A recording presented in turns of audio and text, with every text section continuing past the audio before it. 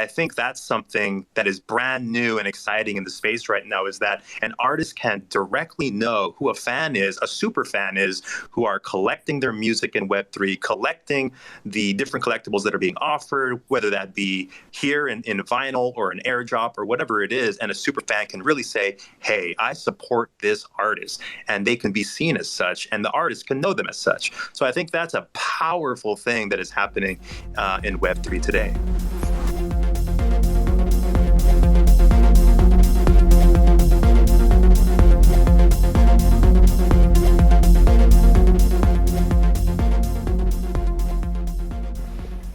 Hello everyone, how are you doing today?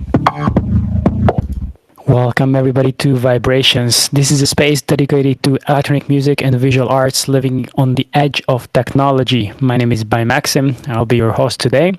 I'm the founder and leading artist on the RaveFaces project.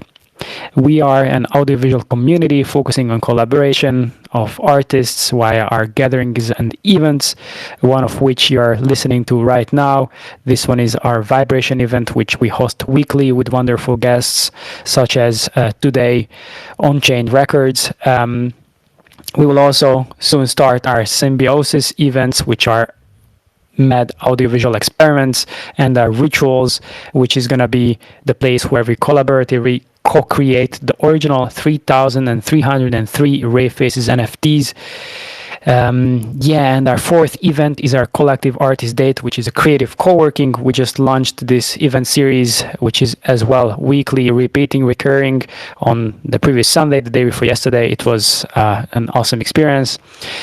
And also a quick note on the metaverse, because that's going to be one of our topics today. We are also going for the metaverse. We will be establishing the RaveFaces Metaverse Techno Club after our mint. That's our goal. So join our tribe. You can find our links at ravefaces.com. There's going to be the Discord link, and obviously you probably have the Twitter link if you're listening to this right now. And we have all sorts of other fun links to check around there. Anyhow, a quick note on our giveaway. For the active participants of the Vibrations, we are giving away a couple of whitelist spots. So that's basically our VIP tickets or backstage pass to the project. To win one, please visit our Discord and say hi from the Vibrations. And once again, the link you can find at ravefaces.com. So thanks everybody for tuning in. Hope you will love the show today. Today's guest is Dr. Daramosh, founder of Onchain Records and Vox Virtual Venue, a music producer and the Metaverse DJ.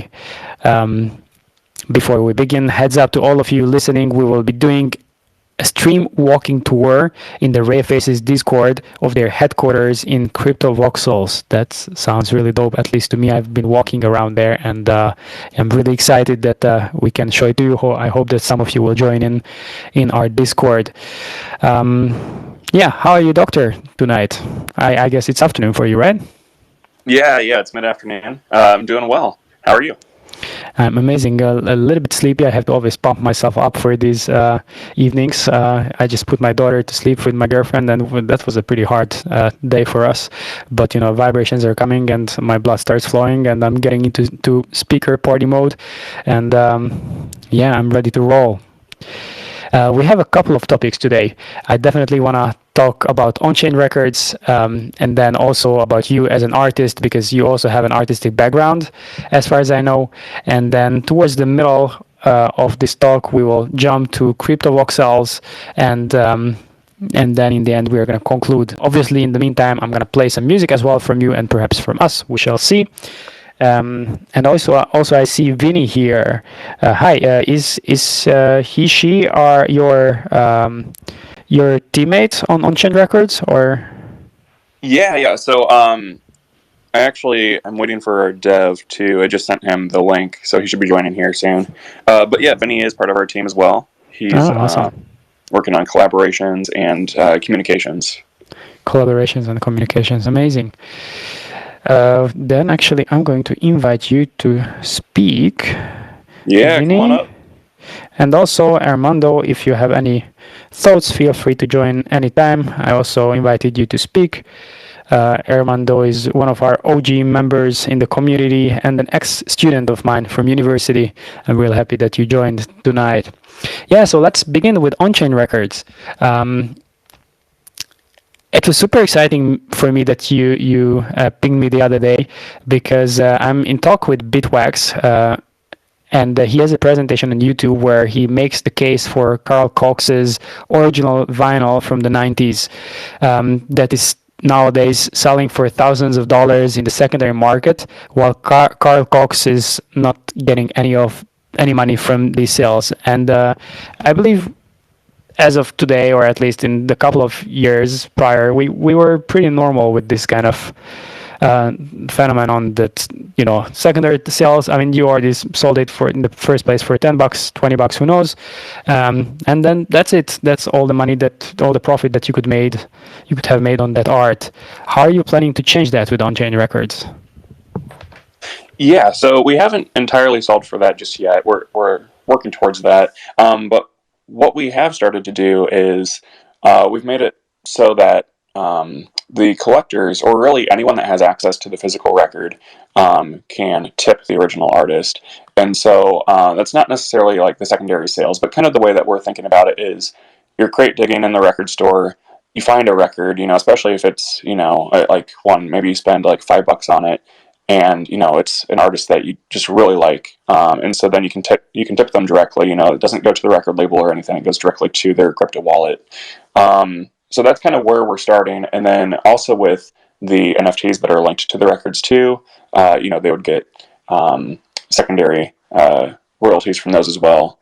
But yeah, and that's kind of like we're wanting to use this as a platform to experiment with that and kind of keep moving in that direction where it's all just automated with the physical sales as well. So you are planning to create a record store as well? Is it physical store or virtual? Oh, no, I guess for that one I was just thinking just like in like any record store, just like you would pick up like a secondary record. But yeah, I mean, maybe down the line that would be awesome if we had like a physical store too. Where are you based in the US? In Illinois. So all right, so that's kind of a central place for at least techno, I guess. Yeah, definitely. Awesome. You were saying something. Yeah. Sorry, what's that? Our dev too. It's Veralink. Yeah, Veralink. I already invited you to speak, but now I'm inviting you again, and also welcome Spiral. He's our co-founder. I also invited you to speak. I hope. Veralink already. Hey, what's up? Got it. Can you hear me? Hi there. Yeah, we hear you clear. What's up, guys? Yeah. I'm very happy that you managed to join. Glad to be here. But yeah, I'm excited for the tipping feature. I think that I mean, one cool thing with it is that like you'll be able to know that you are actually tipping the artist instead of just like some random account. So we'll be able to like verifiably show that the funds are going to the right place, and the record label isn't actually taking a cut, or like if the record label does take a cut, then it takes exactly what is stated. I think that's kind of like a perfect use case for the tech, and then like they're just kind of stacking on other aspects of onto these chips. I mean, like the chips are kind of like an iPhone. Like they become an app. Like, you're able to build applications, and one of those applications is like this tipping feature. Another application is this authenticity guarantees of these. It's like, like I was saying, like some different applications that can be sort of loaded onto this metaphoric iPhone, which really is the vinyl with the chip on it, are like these authenticity guarantees, this tipping feature that Datamash was talking about, and then of course like the AR that some of you have seen. I think Datamash posted the tweet, from the Onchain Records account. Like we're working on building out more of these applications, and talking to people in the space, seeing what sort of things they'd want to see added to the project. It's really exciting to be working on the technical side of this, because we think there's a lot here. Hey guys. Hi Spiral. Hey. I'm really happy, Veralink, that this is the moment when you jumped in, because Onchain Records dropped something that I wanted to get back to, and that's exactly what you touched on, is this tipping feature. And it's nice that you're saying that this is only one of the features that you could be building, which is obviously just an example. But yeah, this caught my attention because, you know, this whole new tech with NFTs and what the chip represents is meant to be something different from what we experience in other platforms such as Bandcamp.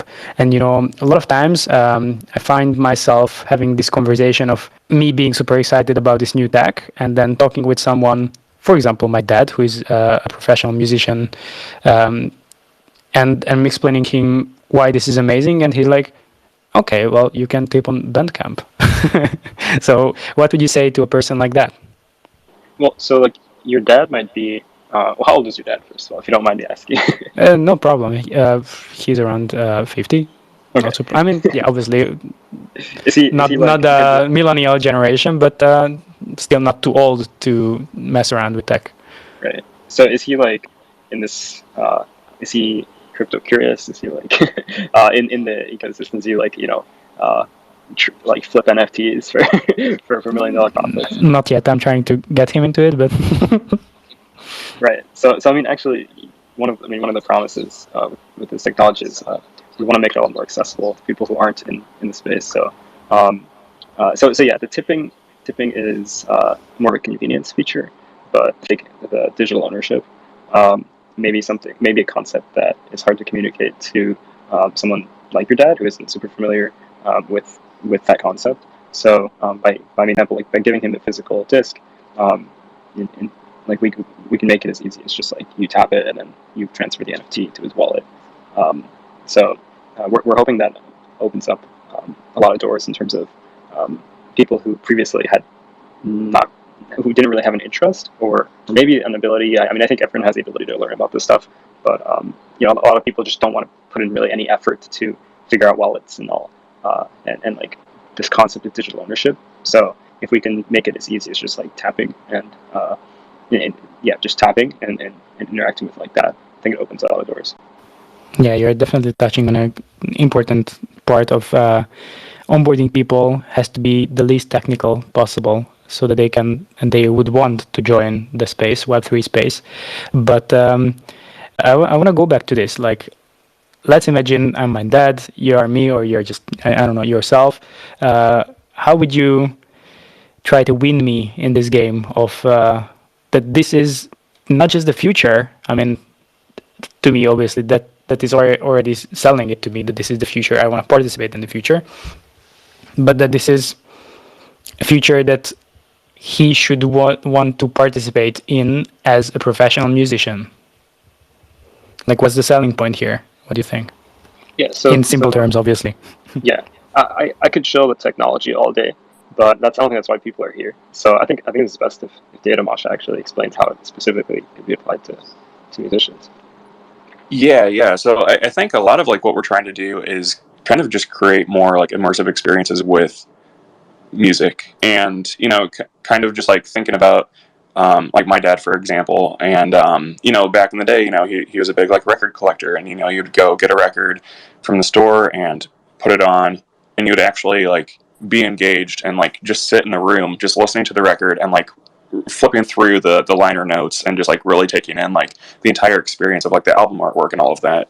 And I think that's kind of what we're trying to do today too, with like the augmented reality and just all these other digital features with the physical record. And so like we kind of pack some like just like hidden like Easter eggs and stuff too, like within some of the artwork and all of that. And so there's always something to discover, and I think that's kind of a key piece of it too. It's with your dad being a musician too, like you want people to like actually appreciate your artwork, and I think a lot of times today music is more like background noise. You put it on while you're working, or while you're exercising, or any of that.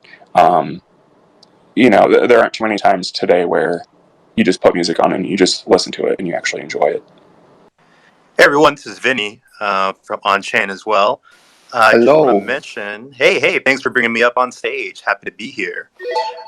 So I think something interesting about just generally different options of getting into the Web3 space, right? So, Web3 is brand new and it's coming, right? There's more and more every day that we're seeing being built in Web3.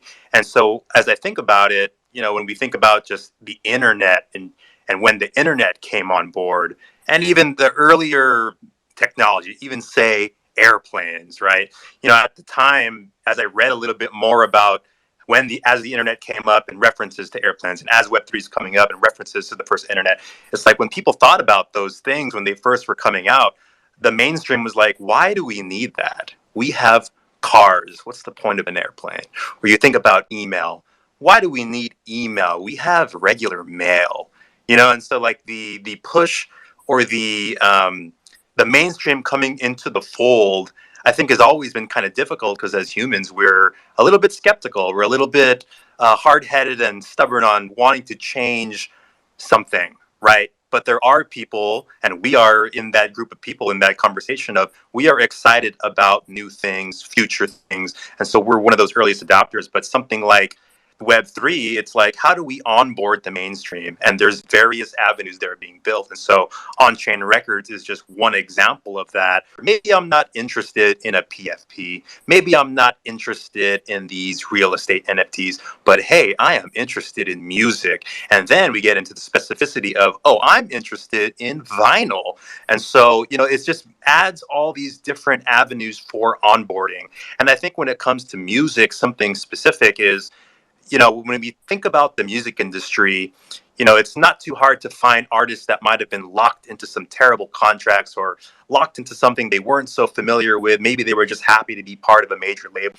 And as I've been exploring more in Web3 and artists in Web3, there's this new sense of freedom and a sense of being able to connect with your fans directly and being able to know who your fans are directly. And I think that's something that is brand new and exciting in the space right now, is that an artist can directly know who a fan is, a super fan is, who are collecting their music in Web3, collecting the different collectibles that are being offered, whether that be here in vinyl or an airdrop or whatever it is. And a super fan can really say, hey, I support this artist. And they can be seen as such, and the artist can know them as such. So I think that's a powerful thing that is happening in Web3 today. That's actually a very great point, I think. But this is one of the kind of the selling points of Web3 music, that it's actually transparent for everybody. So you know who you support, and you know who support you. So that's amazing. I have a very technical question. I'm just not sure about these chip things, because I knew that these chips can actually point to hash codes or whatever. I don't really see it through, to be honest. But does it need electricity, this chip? So how you put it into the wheel? That's a very basic question. I just don't know how it works. It's a very common question, and it's the short answer is no. Okay. The long answer is yes. They work like a key fob. But like, I mean, they're not as a key fob, but like they work like a key fob. So, key fobs don't have batteries. Yes. Right? Yeah. Okay. So it's very, very small as well. So you can actually put it in somehow. Yeah. You can put them in. I think the more.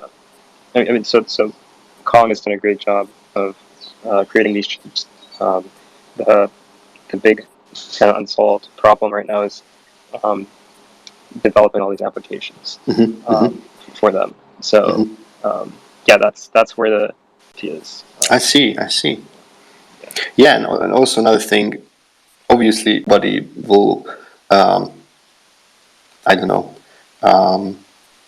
It's very late here and a bit tired. So sorry, guys, for these long questions. Or I mean, it takes long to make a question actually. But what if this chip is just removed? Well, the ideal case is that the chip is attached in a way so that when you remove it, it destroys the physical good. That's the ideal case. So yeah, I guess that's the answer. Yeah, that's the answer, I guess. Thank you so much. I just have to tell you that I love this idea, and I think this is really the future, to put these chips into things and then sell them on Web3. So just bring like real life objects to Web3 as well. Somehow, I think this is amazing, and I haven't heard it from anybody to try to do it with vinyls. I'm a collector as well. I have like 500 vinyls, so I just love this whole idea. So thank you so much.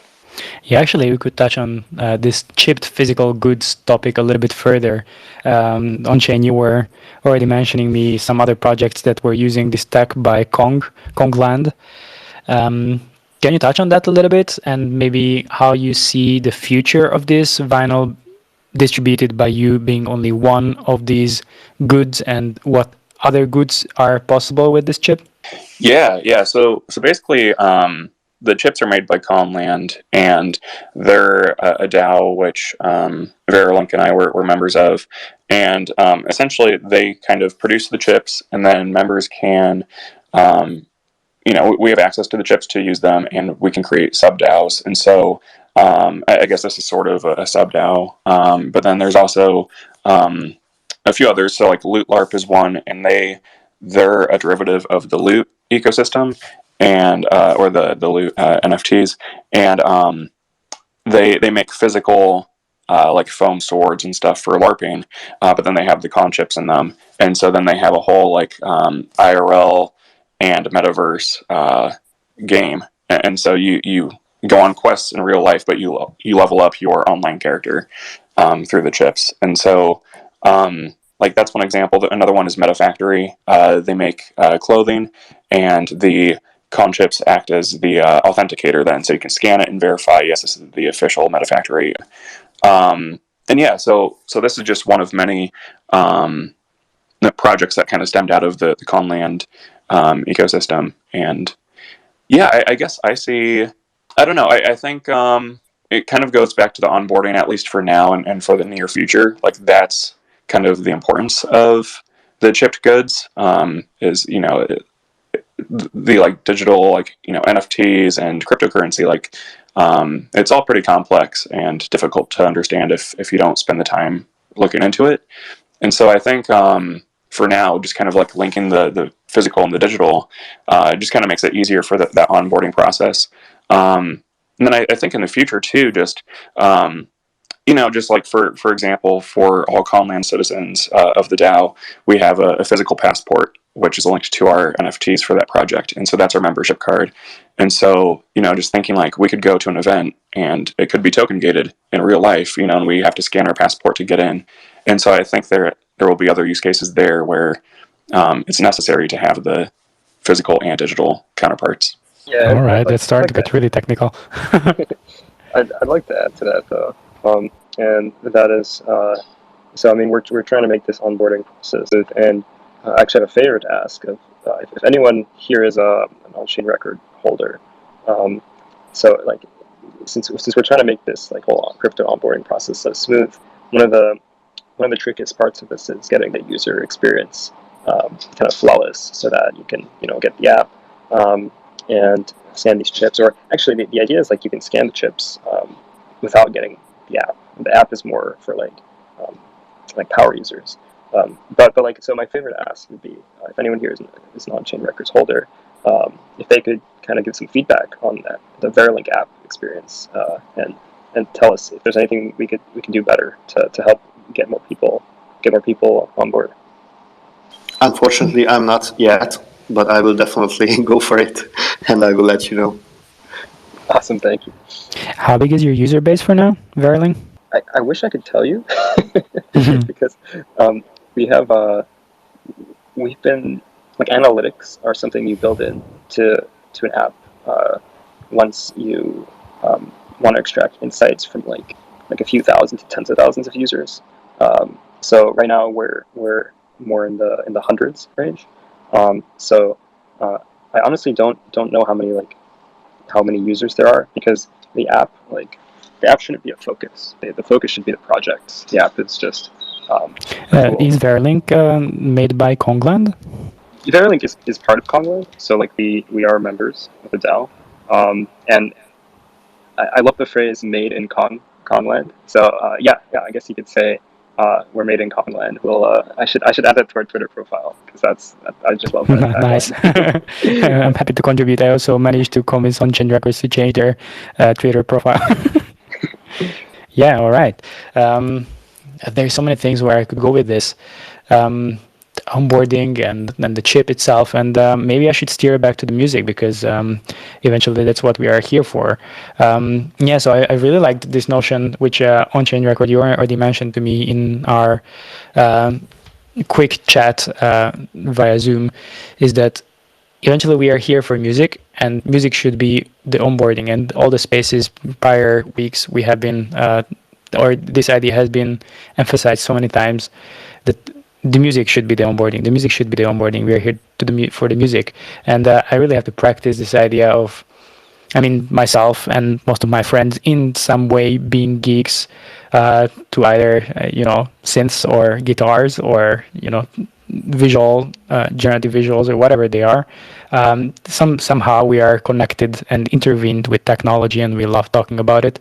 And sometimes people love to get lost in the makings of things, which is fine and it's amazing, but then there's the end product / experience, which is the artwork, the music, and that's what should be emphasized. And I really have to practice that. If anybody has any thoughts on how this can be underlined, that how I can not use the word Web3, how I can not use the word NFTs, how I can exchange these words to music, art. If anybody has a take on that, I'm listening.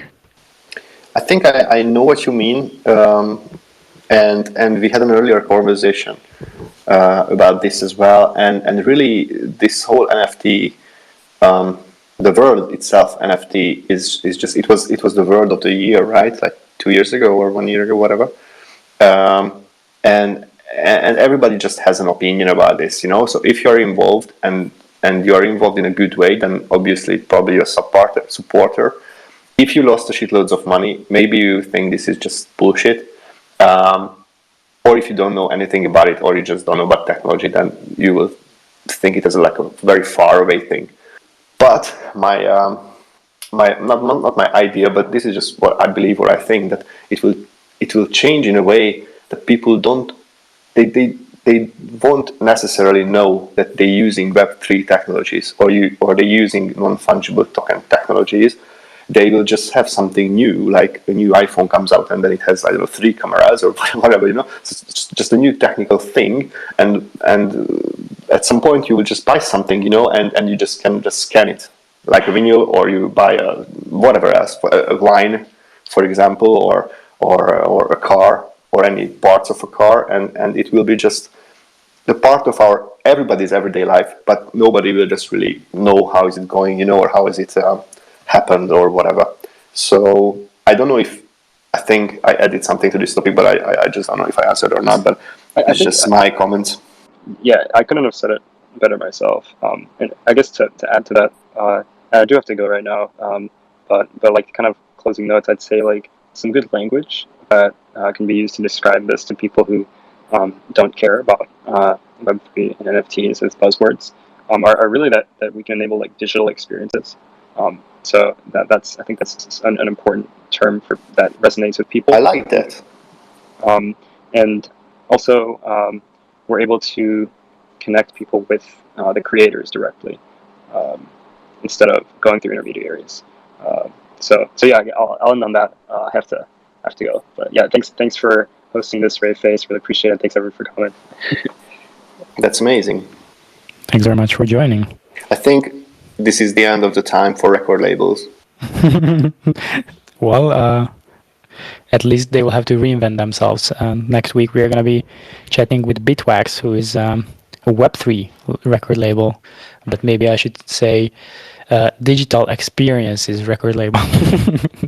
Learning from what Verilink had to add to it, and I'm really happy about this comments language to describe Web3 and enabling digital experiences and connecting people directly with creators.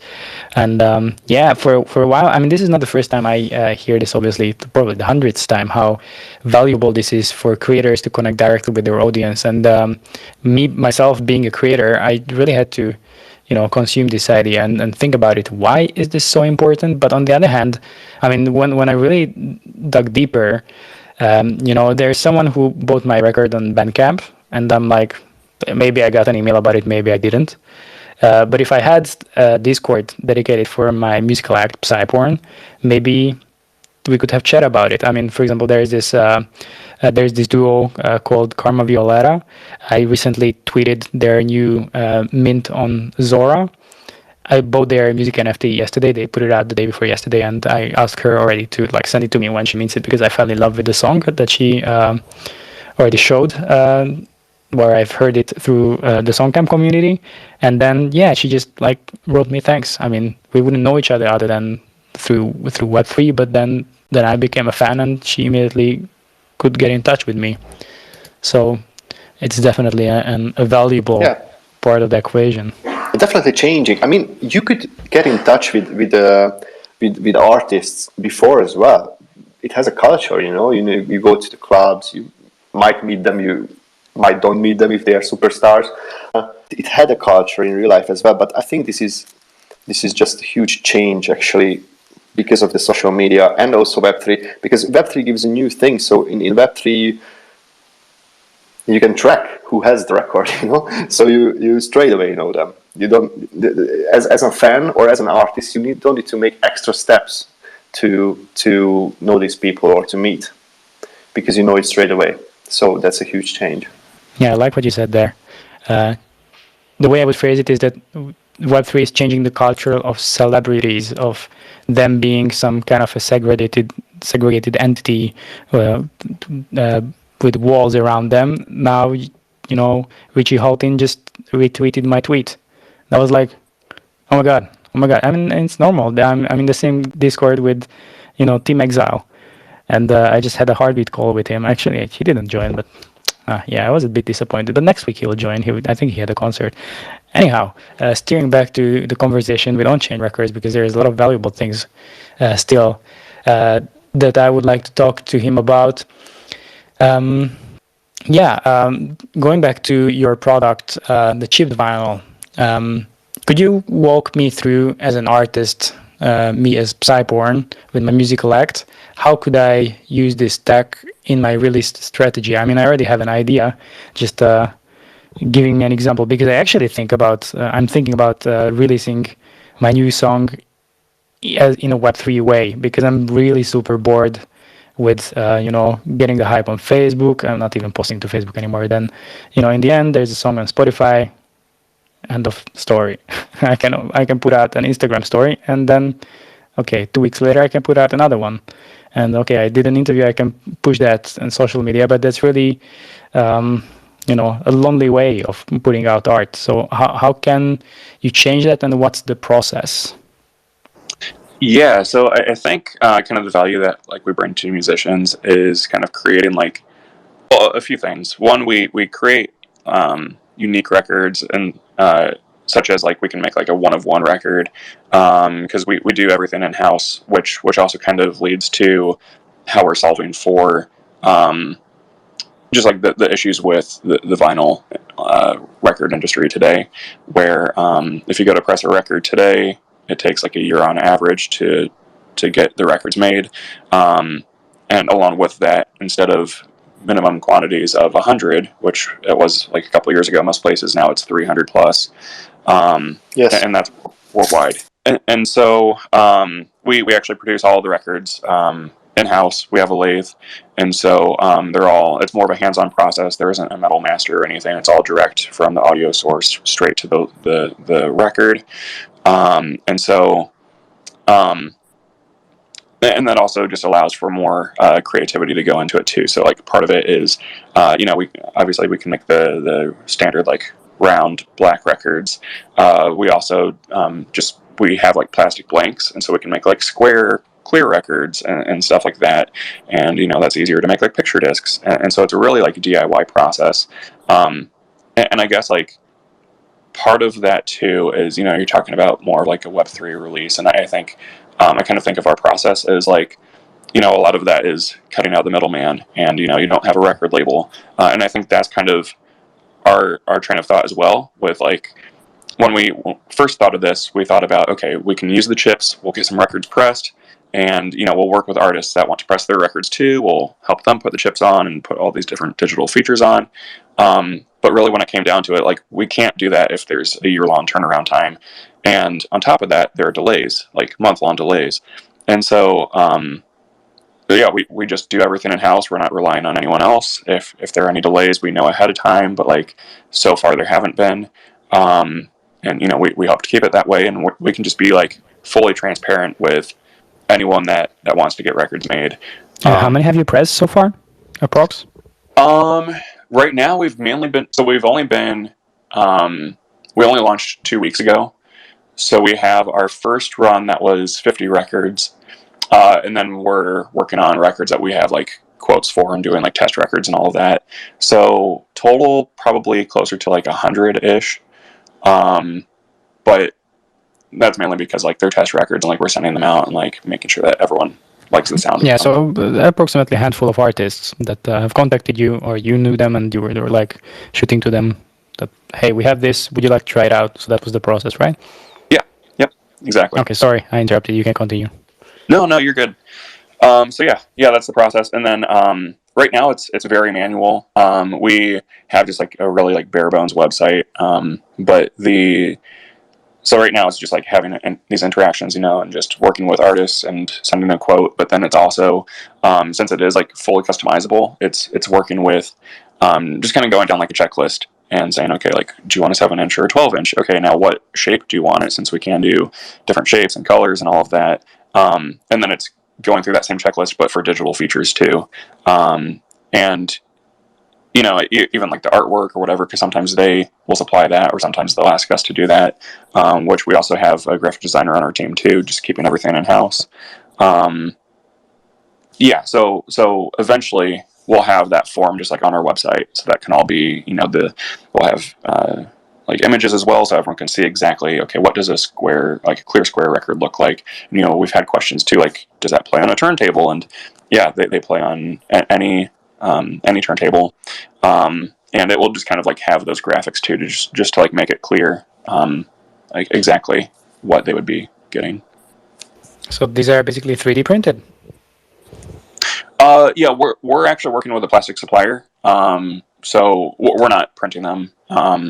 But yeah, we just like place an order of 7-inch squares of this color, or 12-inch rounds of this color, and then we just drill the holes in them and whatnot.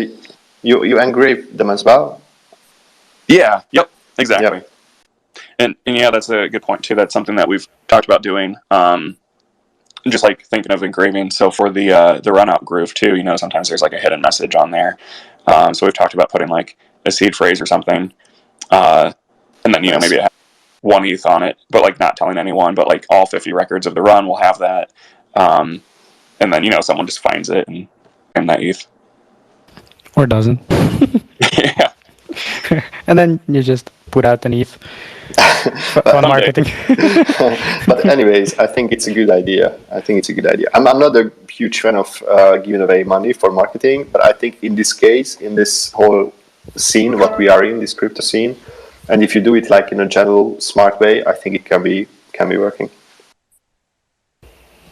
All right, I'm thinking maybe put on a song to listen to from Dr. Daramosh / Onchain Records.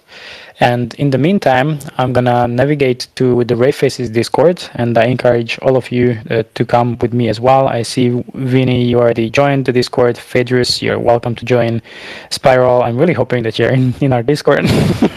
And Onchain Records, obviously, please join us. And after the music, in the Dance Floor 909 voice channel, yeah, I see Daramosh, you already joined. Amazing. So in there, I'm going to turn on my screen sharing. Obviously, I'm going to be speaking here, but in there, I'm going to turn on my screen sharing, and then we are going to walk through CryptoVoxels. Where should we start in CryptoVoxels? Should it be I already have 2 links, but please, Daramosh, in the general, send me a link where I should walk around. Is it good? All right, I'm gonna start the music, which is another song harnessing a super machine.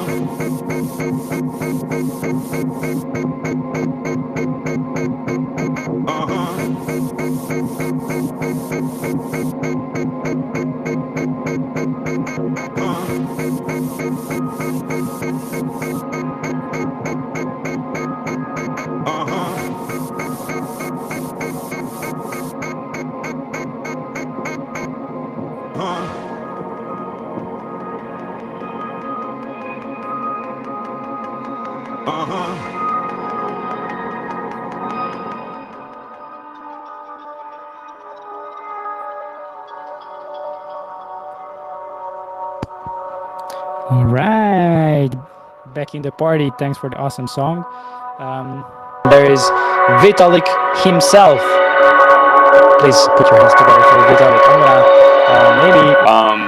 This is a recreation of the actual Calmland Embassy in Denver, Colorado. Yeah, so you can just kind of walk through the front door there, and you'll kind of see, like, this is actually what it looked like at ETH Denver. There were a handful of us, of the members from the DAO that were there in Denver for that. And so, yeah, those are just some wearables. I was gifted, I think, all the colorful shoes there, and then the black ones. I bought those from Wacko Zacko. Yeah. Yeah, all of those guys are really great wearable creators for CryptoVoxels. I guess it's Voxels now. But yeah, this is like exactly what it looked like when we were there. We had our laptops out, we had Kong mugs, and then all those black dots are Kong chips. All right. Can I click on this? It's like a working space. Is this the realistic size of? Is this the realistic size of the chip? Yeah, they're about the size of a quarter. Yep. No, I was just checking if I can click on them, but these are not interactive. No, that would be cool. They should be interactive. Yeah. Future. Yeah. Definitely. And so actually those bills on there too, those are Kong notes, and that was the first use case for the chips.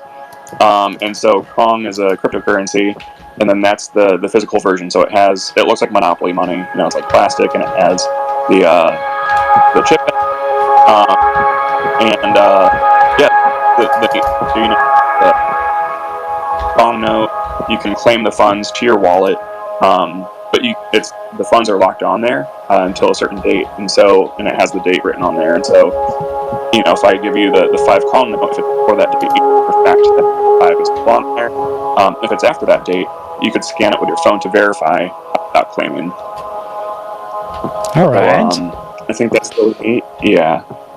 And then if you look up there at the base of the stairs, so all of those are actually links to each of those websites. So those are some of the sub-DAOs that I mentioned before. So it's like Metafactory, there's Blondeland on there, They make glass bongs with, that's the Mat A, with the chips, all of these. Bankless. I like this shirt. Yeah. And that's an NFT, right? Oh, it's dope with the cool robot. Yeah, I'm not sure if this one is chipped. It would say in the description if it is. It says minting, so it's probably chipped. But they don't have my size anymore. I would be M, I think. Anyhow. Yeah. And then yeah, Loot LARP. That's the one I was talking about earlier, with like the swords and all of that. Okay. I like swords too. Yeah. I mean, at least I was really into them when I was a teenager, but who knows, it can come back. I have a daughter, maybe she will be into them. I can buy her an NFT sword. That's how I can get her back to real life. It's also an NFT. Yeah. By the time she's gonna be like 10, no dad, I'm in my computer, leave me alone. But this is also digital, whatever. All right. Well, and that one's interesting too, because that came from a group called I think it's XRL Labs. And so I think they're kind of setting that stage for the digital and physical, like gamification. But yeah, this is RxTX. They make lampshades, but they're 3D printed. But essentially, you purchase the license for it, and then you print it yourself. And then I don't know exactly what the process is. I think they send you the chip then. And so that's how it's chipped there, and it's all verified. So I don't think that they've launched publicly yet. They just have their landing page for now. Yep, no, this is just the Conland website. Dope. Yeah, yep. So you can get your membership there, and how does it work? Take a look at. Is it similar to Friends with Benefits, or what's the idea? Yeah. So I'm not part of Friends with Benefits, so I'm only familiar with it like at a high level. But yeah, it's similar to, from my understanding, it's similar. So you buy that citizen token, you burn that for the NFT, and then that NFT is your actual membership. And when you burn it, then they mail you the physical passport with it. All right.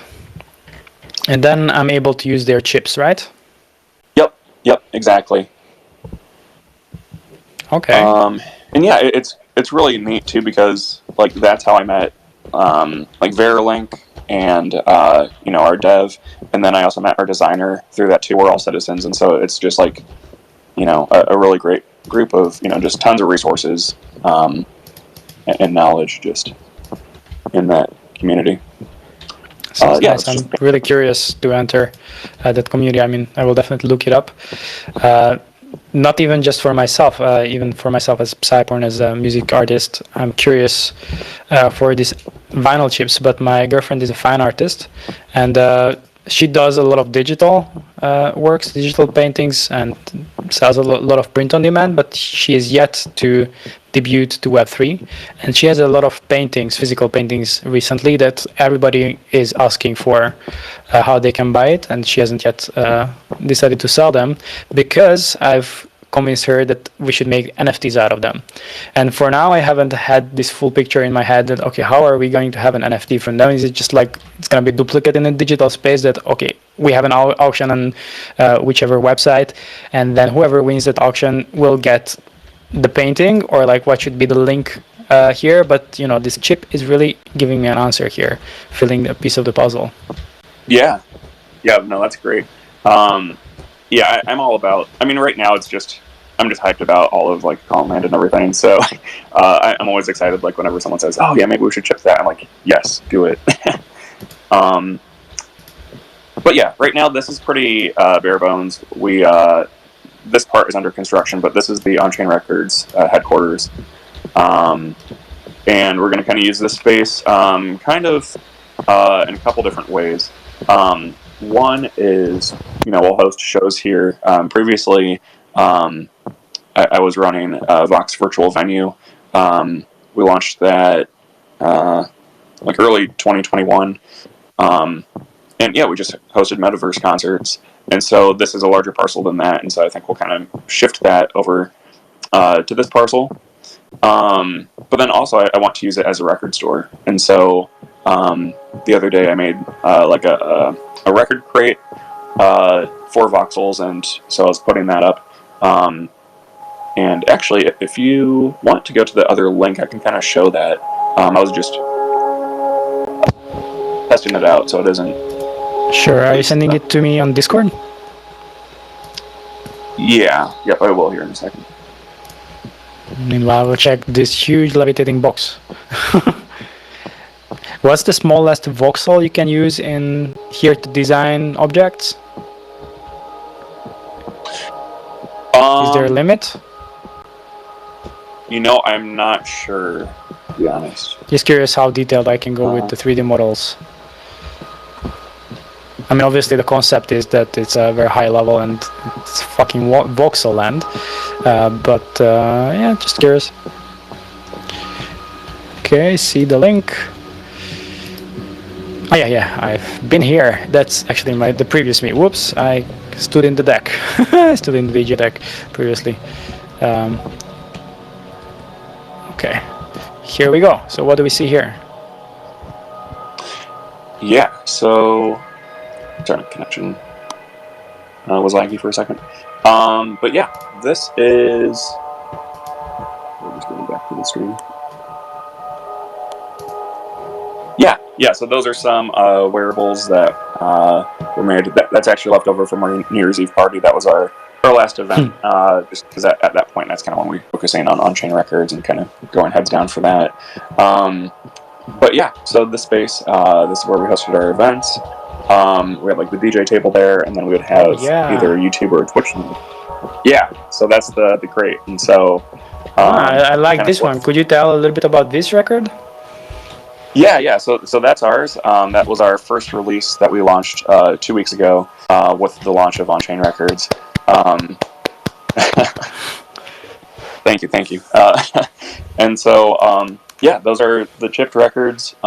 They have augmented reality on them. And, I guess taking a step back. So they're called In Search of the Unknown. That's the album title. And the music was recorded over the course of the past 2 years. Just really inspired by metaverse and crypto and, just kind of my time, like, really just exploring and just researching all of this. And so, so that's the music. And then that's where the title comes from, too, because I think we're all kind of moving in a general direction of, like a lot of the... thinking of like music NFTs and stuff, a lot of it is similar, and it's kind of like disrupting the music industry and all of that. But there's always something different that kind of comes out of nowhere, and so I think In Search of the Unknown was a fitting title. And so we have the space theme for that, but then also for the augmented reality we have like an underwater sea creature theme to kind of tie it all together. Yeah. Can I ask a question? Yeah. Why did you choose crypto voxels over the other metaverse lands? Yeah, so personally, I have a preference for it just because this was like the first one that I discovered. But then I've tried out like Somnium Space and Decentraland, Sandbox just a little bit. And what it really came down to was accessibility. For me personally, like I just have a slow internet connection, so like this is the one that would load the easiest for me. A lot of times like Decentraland freezes up. But also I noticed too, just with like accessing like specific parcels and stuff, like I think Decentraland may have fixed this where you can link to a specific spot.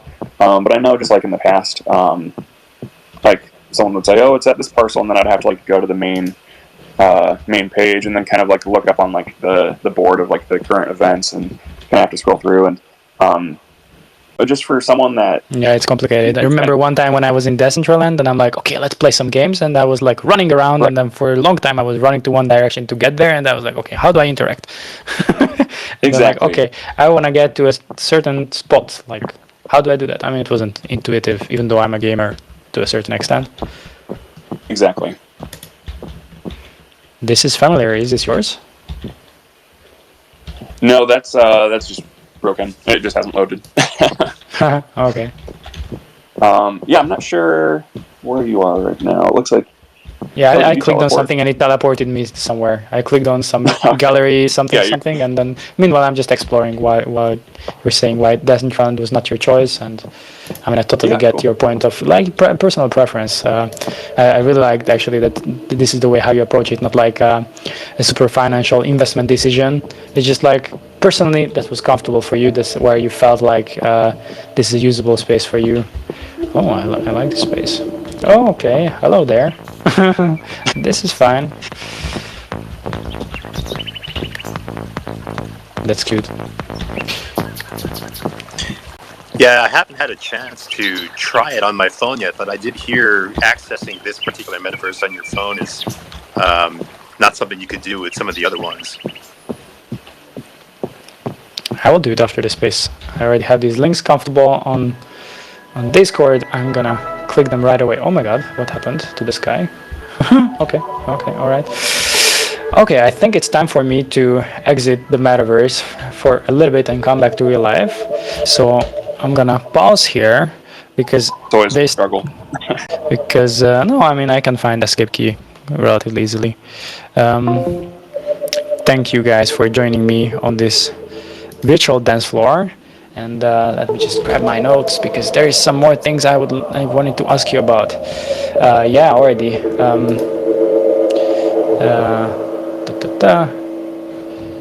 Let me just stop my fans on the laptop because that's what you're hearing probably as I was walking through crypto voxels, loading everything in the same time. So yeah, you were saying that you're going to have an open call for OCR. How is that going? Yeah. So, it's great. We just had a couple of them so far, and we're planning on more. We kind of had to pause that while we were preparing for the launch. We had our launch event during NFT NYC, and so just a lot of prep time. But yeah, we're planning on another one in the coming week or two. And yeah, I guess the main idea there is just, I've just met a lot of really interesting people working on interesting projects and in like the music, like Web3 music space, such as yourself. And so I kind of just wanted to connect the dots there. And I know that that's something that I kind of struggled with in the beginning when I first started looking into this kind of stuff. And I was always really fascinated by it, but I'm not a programmer, and so like when I kind of first got into like crypto voxels and that kind of stuff, it's okay. I appreciate what's happening. I see the value here, but how can I contribute? And so now that I've kind of joined Conland and I've just met like a ton of other people that I can collaborate with. I just kind of want to give that back. Where you and I met, and maybe you're looking for a visual artist for your to design your album cover, and so I just kind of like to always keep that in the back of my mind of where I can connect, kind of make those connections.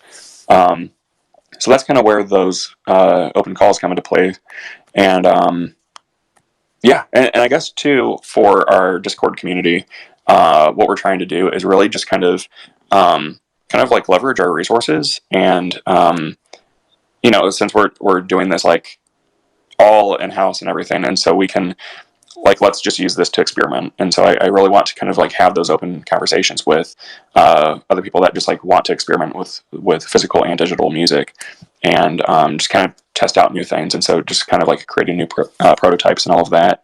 So that's also where I see the value of those calls, where we can just kind of have those discussions and collaborate that way. Got it. Amazing. I was yesterday chatting with Bitwax, and he was saying that you guys are already in contact and that he really digs your product. And the previous week we were chatting with Alice, the creator of Sequencer, and they are building on top of Zora. Are you familiar with Zora protocol? Only at a high level. I haven't taken a deep dive into it. Because I mean, I'm also not super deep into it. What I just know is that like it's really an ecosystem of tools and cultures and communities that you could perhaps really leverage with Onchain Records if you're planning to. Like what I'm thinking about is that all these platforms, such as like these different minting platforms, they the ones that manage to create a community around them, and the community of collectors and artists, those are the most successful ones. So maybe that would be, I mean, obviously a future that just launched 2 weeks ago. Oh my God, that's so amazing. It's a super fresh project, but like a future goal is to build a community of both collectors and artists. And obviously it sounds like a dream. And then eventually it becomes an invite-only place. But just like have a website where people can put out their art through your curation and curation, hard word, late night. Just I don't know, maybe it's a brain fart, maybe no. Yeah, no, I definitely like that direction, because we've been thinking about how can we, like InFocus has been working with artists that want to get records, but yeah, it hasn't really been on like the collector side, and also connecting artists with collectors. We haven't really like focused on that just yet. Yeah, I definitely see that as like down the line. That's something that we definitely want to be a part of. I know one thing that we're starting to do for like the collector facing side of things is like PFP picture discs, and so you can get like we can make a picture disc record of your it can be any image, but of your Bored Ape or whatever it is. And then for the music, we would have like is RaveFaces compatible? What was that? Are RaveFaces compatible with your printer? Yeah, anything. Yep.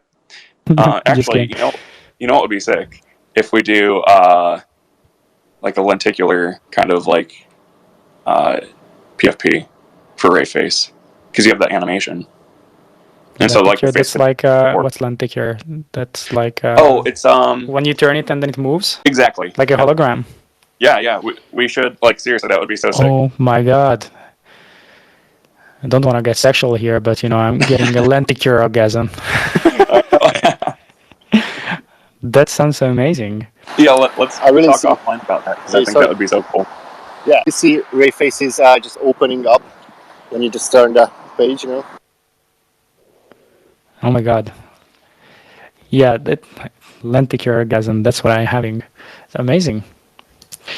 All right. I really see a bright future for your product. I feel that it really stands out in the sense of connecting the physical world with the digital world, and I really like your approach, and I'm trying to learn from it of how you're focusing on the musical experience and how you're emphasizing the musical experience to your audience, as far as you have been doing it on being a fresh project for 2 weeks. Launching in NFT NYC, I guess.